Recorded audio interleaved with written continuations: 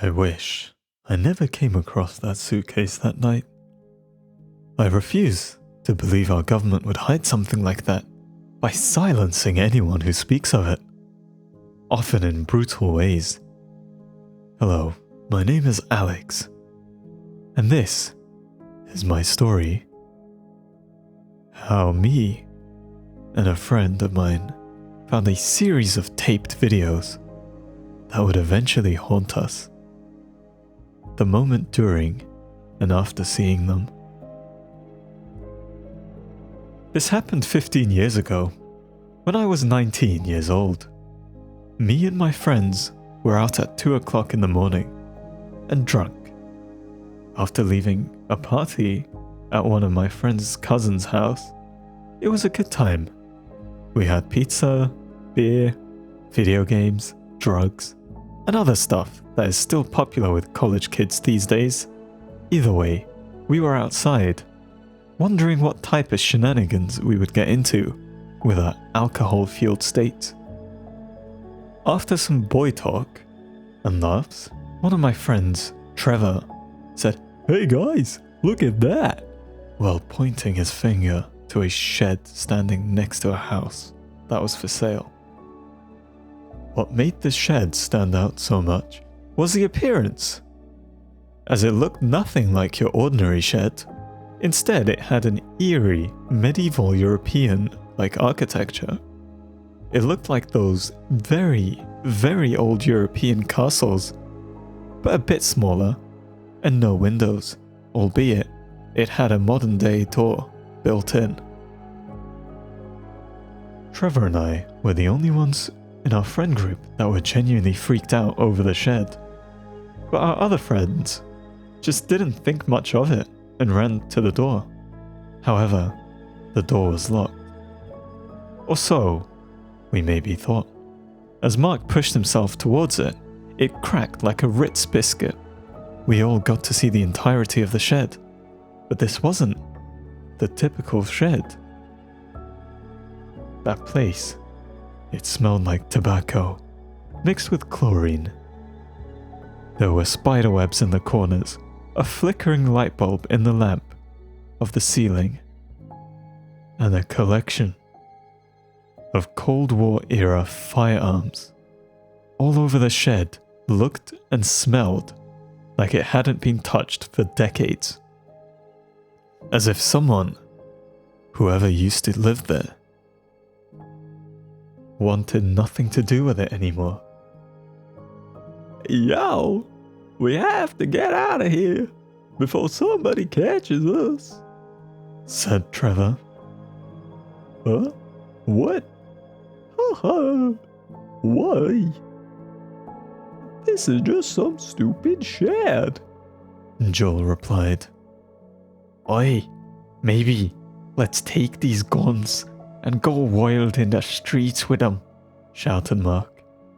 Suddenly one of the guns, hanged on the wall, somehow fell to the ground, causing it to fire a bullet by itself with a loud bang, causing all except me and Trevor to scream drunkenly while staring in shock. But not because of the gunshot. "It's a ghost! It's a ghost!" Mark shouted while Joel was flailing his arms around screaming before running out of the shed, as me and Trevor were the only ones left. We took a glimpse at a notable object in the old shed. It was a black-brown businessman's suitcase with a code lock on it. I took the suitcase, and me and Trevor ran with it. It was getting cold that night, making it hard for Trevor to get home because of how far his home was. I let him stay in my flat, since it was miles shorter, and we both entered my bedroom. We tried to crack the code in order to open the suitcase, but we failed and failed until somehow Trevor cracked the code correctly. 666. Seriously? What the heck? I cracked that thing inside? That thing? How did I crack the code? he said. No idea, I replied. After Trevor cracked the code, he opened the suitcase and we both saw 9 VHS tapes, randomly messed around, each with titles that said Project Hyperhuman, all of them written before a number. At that point, curiosity killed the cat. I picked up my dad's VHS player from the living room and connected it to my TV, inserted the tapes for me and Trevor to desperately watch the contents of those tapes. However, what we saw left us traumatized and physically ill, with each tape getting worse than the last. Despite being VHS tapes, the films were recorded in black and white between 1956 and 1962, being about the process of creating a so-called hyperhuman, an advanced life form of humans to be used by the military and the fire department and law enforcement as a replacement of regular human civil servants like soldiers, firemen, and police officers. It was a secret government project conducted by the president, hence why the suitcase was locked to begin with. The videos were one of the worst I've ever seen since LiveLeak. They recruited young, unnamed males, many of them looking like they could be the age of my little brother, who went to high school at the time.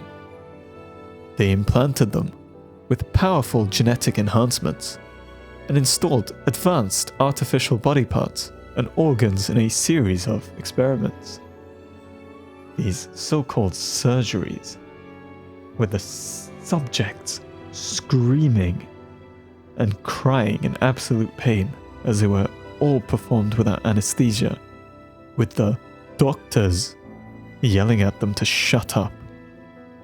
The young men's training sessions were then being forced to kill innocent animals and homeless people picked up from the street, forcibly undergoing hypnosis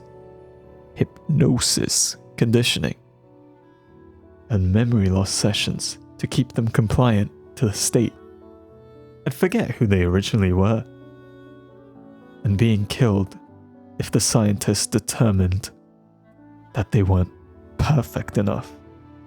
I stared in shock and horror at the tapes, and Trevor was screaming, crying, hyperventilating, and puking all over himself. How could the government do this behind closed doors, out of our sight? The next day, I had problems focusing on my lectures, with images from the hyperhuman tapes flashing every few minutes or so. I couldn't sleep, eat, or take care of myself properly for weeks. Trevor's reactions to the tapes were worse, as he ended up dropping out of college and turning to marijuana to numb the emotional and psychological pain. I told Mark and Joel about me and Trevor and what we saw that night, but none of them believed me. Though that they thought it was just a conspiracy theory. A few months later, I found out via the local news that Mark and Joel were found dead after investigators found their bodies in a lake in a forest, with their deaths being ruled as suicides. However, I doubt those were suicides.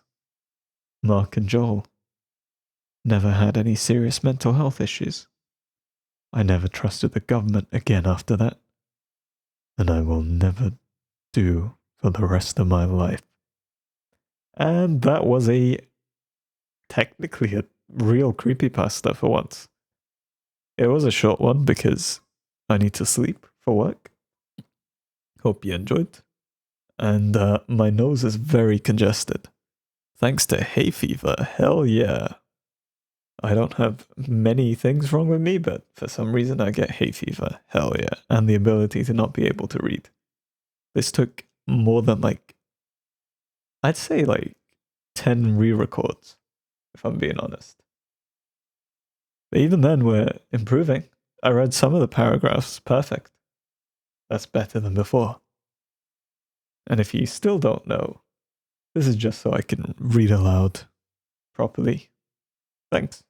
Because my brain automatically skips words. That's my main issue. Like, subscribe, comment. If you liked it, like it. If you don't, sorry for the nasally voice. Enjoy. Have a nice day, or an evening, or a night. Go to sleep, awake, or whatever thing you're doing. Have fun.